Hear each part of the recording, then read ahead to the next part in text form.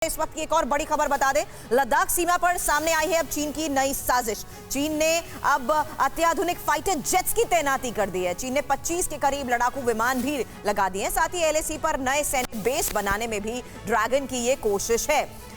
Doctor Anshu, सबसे अहम सवाल इस बीच इस पूरे मामले की एनालिसिस करते हुए ये जानना जरूरी है कि आखिर अमेरिका और चीन के बीच में असहमति किस बात को लेकर है और क्यों हर बार हम देखते हैं कि अपने स्टेटमेंट्स के जरिए चीन आंतरिक मामला कहते हुए शर्तें भी सामने रखता है। देखिए, पहली बात तो दोनों देशों का यदि आप स्वभाव और प्रकृति देखें तो वो अलग है। हाँ। अमेरिका विश्व की सबसे पुरानी और एक मैच्योर डेमोक्रेसी के रूप में जाना जाता है, लेकिन चीन एक कम्युनिस्ट देश है। और आप अभी कुछ मिनट्स पहले ताइवान पर जो खबर दिखा रहे थे, तो 1949 में जब माओ त्से तुंग ने कम्युनिस्ट चाइना की स्थापना की, तब राष्ट्रवादी शक्तियों के साथ चांग काई शेक ने इस वामपंथी सिस्टम का हिस्सा बनने से इनकार करते हुए ताइवान की नींव रखी। और तभी से अमेरिका ने लोकतांत्रिक मूल्यों के मामले पर ताइवान का समर्थन किया। तो यहीं से दोनों देशों के बीच वो शत्रुता पनपी जो आज तक चली आ रही है, विशेषकर ताइवान को लेकर। तो 1950 का जब कोरिया युद्ध हुआ तो चीन जो है वो अपनी विचारधारा के कारण नॉर्थ कोरिया के साथ जाकर खड़ा हो गया, अमेरिका ने साउथ कोरिया का साथ दिया। इसके बाद चाहे वियतनाम वॉर रहा हो, पूरा शीत युद्ध रहा हो, अमेरिका ने जब न्यूक्लियर टेस्ट किए हो तो वो मामला रहा हो, हमेशा चीन और अमेरिका विचारधारा को लेकर और एक अलग व्यवस्था को लेकर एक दूसरे के सामने ही खड़े रहे हैं। लेकिन इसके साथ हथियारों को लेकर जो डील की जा रही है, इसके बारे में भी आपसे बात करूं, क्योंकि आपने बेसिक पॉइंट्स बताए कि इसके ओवरऑल पीछे की वजह क्या है जो ये दोनों के विचार हमेशा से अलग रहे हैं। लेकिन उससे पहले हमारे पास एक डिटेल इनपुट है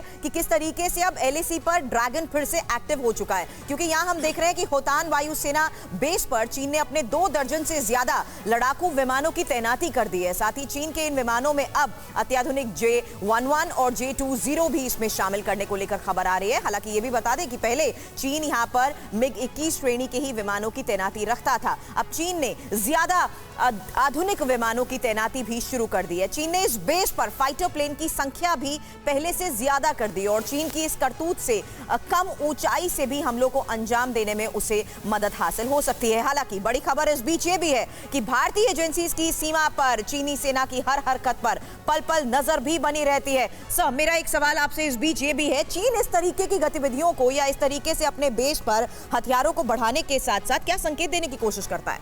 देखिए, चीन ने जो पहले एडवेंचर करने की कोशिश की थी, खासकर ये जो सरकार आई है उसके बाद से हमेशा उसको मुंह की खानी पड़ी थी। जहाँ तक ये 62 का सवाल है, जहाँ चीन सोचता है कि मैंने बहुत कुछ कब्जा कर लिया था, उसमें अपनी देश के गवर्नमेंट की गलती थी जब हमने इंडियन एयरफोर्स को नहीं यूज़ किया होता। और हमने एयरफोर्स को यूज़ किया होता तो 61 का वॉर का रिजल्ट कुछ अलग होता।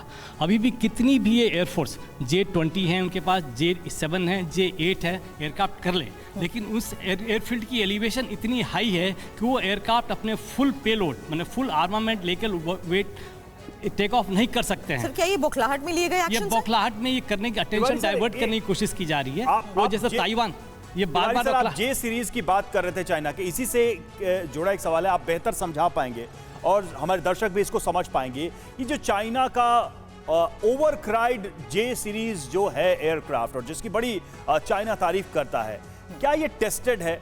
क्या हमने वॉर में कोई इसका एग्जाम्पलरी कोई ऐसा बड़ा उदाहरण देखा है कि ये बहुत वर्ल्ड क्लास एयरक्राफ्ट है, फाइटर एयरक्राफ्ट, और जो कि रफाल या फिर MiG या फिर F-16 जैसे लड़ाकू विमानों के सामने खड़ा हो सकता है? इसको कैसे देखते हैं? इंडिया के बॉर्डर पर इसकी तैनाती या इसका मूवमेंट होना क्या वाकई में एक टेस्टेड एयरक्राफ्ट, फाइटर एयरक्राफ्ट के मौजूद होने का सबूत माना जाए?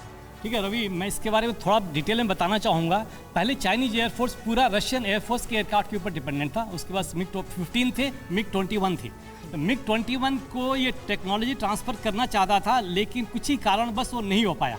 तो यह चाइना ने रिवर्स इंजीनियरिंग करके J-8 तैयार किया हुआ है। हाउवर एक स्ट्रेटेजिक बॉम्बर है TU सीरीज़ का, उसने अडॉप्ट करके किया हुआ। लेकिन जो J-8 सीरीज़ है, J-10 है, अब इतनी जल्दी से स्पेस से उसने J-20 डेवलप किया है और कहता है कि मेरा 5th जनरेशन एयरक्राफ्ट है। वेरेज रशिया ने अभी तक क्लेम नहीं किया कि मेरा 5th जनरेशन एयरक्राफ्ट ऑपरेशनल हो चुका है। वही अमेरिका के ही खाली F-22 और F-35 ऑपरेशनल है। लेकिन इस तेजी के जो बता रहा है, इसमें बहुत बड़ा क्वेश्चन मार्क है कि एक्चुअली ये कैपेबल है कि नहीं है। और जहाँ से इन्हें जहाज एक्सपोर्ट भी किया है, तो जहाज खरीदने वाले कौन है इनके? पाकिस्तान, अफगानिस्तान, श्रीलंका और बांग्लादेश। कहीं और जहाज नहीं बेच पाया है। तो इसलिए एयरफोर्स में जो कह रहा है, जो आगे करने की कोशिश कर रहा है या अपना मार्केट बनाने की कोशिश कर रहा है, इसमें सफल नहीं होगा। जहाँ तक लेटेस्ट सर्वे का सवाल है, Indian air force has been placed तीसरे नंबर पर उसको रखा गया हुआ है। इंडियन एयरफोर्स बहुत कैपेबल है। यानी कि चीन के वायुसेना की ताकत का अभी टेस्ट होना बाकी है।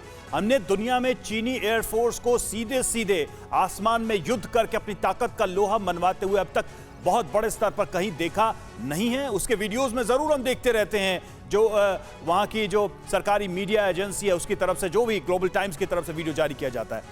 अड़ी सोमवार से शुक्रवार शाम 6 बजे सिर्फ TV9 भारतवर्ष पर।